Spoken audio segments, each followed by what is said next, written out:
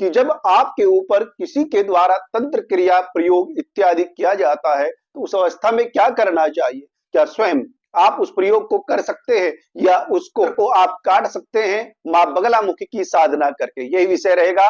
हमारा channel subscribe कीजिएगा, video को लाइक और शेयर कीजिए। ओम बगलामुखी गदाधारिणी नमः। मां बगलामुखी के प्रिय दर्शकों, साधकों सभी को नमन।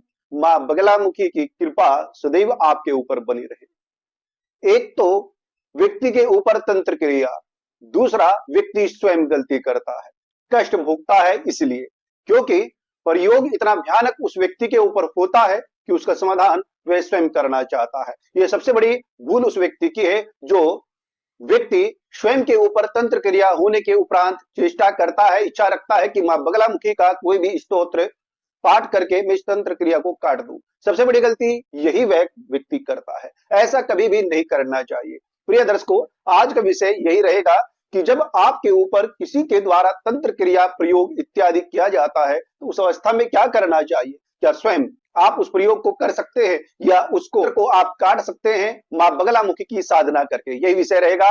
हमारा चैनल सब्सक्राइब कीजिएगा, वीडियो को लाइक और शेयर कीजिएगा।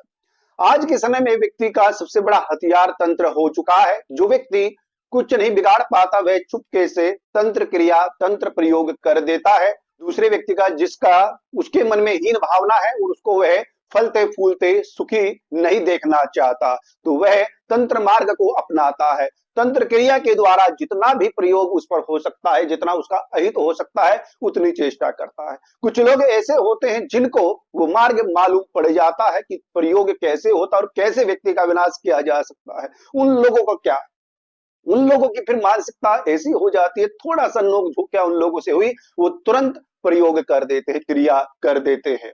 ऐसी उनकी मानसिकता हो जाती है। तो इसी अवस्था में एक साधारण व्यक्ति, सज्जन व्यक्ति जो अपने जीवन को सुखी रखना चाहता, अपने परिवार के साथ जीवन जी रहा होता है शांति से, उस व्यक्ति के लिए जिसमें किसी प्रकार का छल नहीं है और उस पर तंत्र क्रिया का प्रभाव हो तो वह क्या करे उस अवस्था में?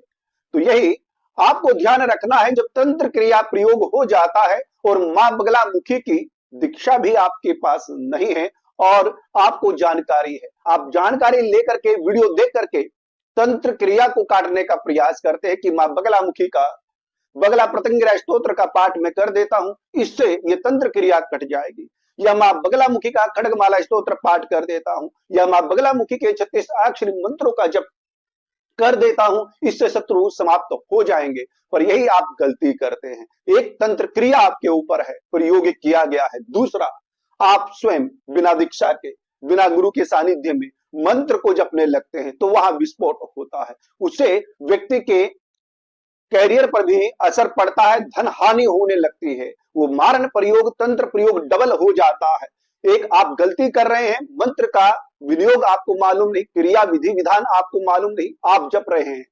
ऊपर से जब आप क्या कर रहे हैं, आप प्रशिक्षित नहीं हैं और आप दूसरे व्यक्ति को, बलवान व्यक्ति से टक्कर ले रहे हैं तो एक तरीके से छेड़खानी करना ये अहित करता है।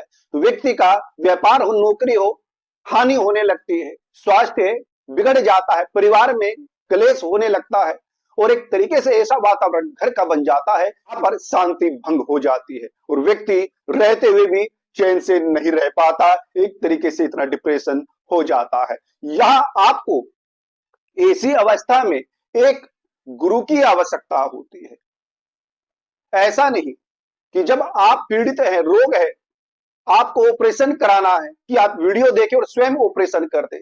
क्या ऐसा आप कर सकते हैं? जब आप ऑपरेशन नहीं अपना स्वयं कर सकते तो फिर ये गलती बिल्कुल भी मत कीजिएगा। इस प्रकार की गलती बिल्कुल भी मत कीजिएगा। आप तंत्र क्रिया को गुरुजनों के माध्यम से ही समाप्त करें, उन्हीं के दिशा निर्देश अनुसार ही इसका समाधान निकालें कि किस प्रकार से इस तंत्र क्रिया से बचा जा सकता है। और जो गुरु आपको बताएगा कि हाँ ये प्रयोग आपको करना चाहिए, तब आप उसको कीजिए। क्योंकि इससे क्या होता है, पीछे आपके कोई खड़ा है जो आपको देख रहा है और आप जब उस पाठ को करते हैं तो वह आपको बताता रहेगा कि कैसे क्या करना है। आप जो अनुभव आपको होगा वो आप उनसे शेयर करेंगे। तो यही मैं कहूंगा, तंत्र क्रिया प्रयोग होने के उपरांत होता है स्वयं व्यक्ति कोई भी मंत्र प्रयोग ना करे। पहले उस प्रयोग की काट अवश्य ढूंढ ले, उसका काट होने के उपरांत आप कर सकते हैं, स्वयं उससे टकराए नहीं। अन्यथा हमने देखते हैं इसी तंत्र क्रियाओं में व्यक्ति की दुर्घटना, एक्सीडेंट हो जाते हैं, परिवार में उत्पात मचने लगता है, कुछ भी हो सकता है। तो इसलिए आप स्वयं का ध्यान रखते हुए मार्गदर्शन लें और कभी भी स्वयं इस प्रकार का प्रयोग ना करें। पहले तंत्र क्रिया का निवारण करें, उसके उपरांत ही आप मां बगलामुखी का मंत्र प्रयोग स्वतः कर सकते हैं अपनी रक्षा के लिए, सुरक्षा के लिए। आज के लिए इतना ही। कोई व्यक्ति, कोई सज्जन व्यक्ति किसी पर तंत्र क्रिया प्रयोग हो गई हो, व्यापार कार्य में नुकसान हो रहा हो, ग्रह पीड़ा हो, तो हमसे संपर्क कर सकता है। और मां बगलामुखी का यज्ञ हवन कराना चाहते हैं, जप कराना चाहते हैं, मां बगलामुखी का यंत्र या फिर घर में धुनी देने के लिए सामग्री चाहते हैं, तो हमसे संपर्क कर सकते हैं। हमारे चैनल को सब्सक्राइब कीजिएगा, वीडियो को लाइक और शेयर कीजिए। जय माई की।